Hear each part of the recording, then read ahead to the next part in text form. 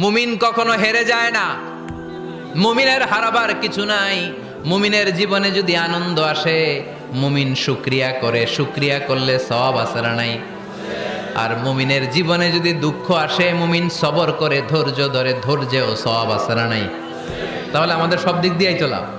আনন্দের দিনগুলাতে শুকরিয়া করব, আর দুঃখের দিনগুলাতে ধৈর্য ধরবো, দুইটার মধ্যে সওয়াব আছে না নাই? এজন্য বিশ্বনবী বললেন, আজাবান লি আমরিল মুমিন, মুমিনের বিষয়টা খুবই আশ্চর্যের। ফাইন আসাবাতহু সাররাউন শাকারা, মুমিন যদি আনন্দে থাকে সে শুকরিয়া করে, শুকরিয়া করলে লাভ আছে না নাই?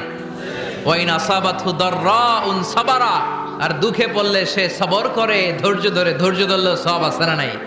তার মানে আমাদের হারাবার কিছু আছে। মাঝে মাঝে আল্লাহ আমাদেরকে দুঃখ কষ্ট দিয়ে পরীক্ষা করতে চান, এগুলো আমাদের জন্য খারাপ নয়। এই দুঃখ কষ্ট বিপদ আমাদের কোমরকে সোজা করে, আমাদের পায়ের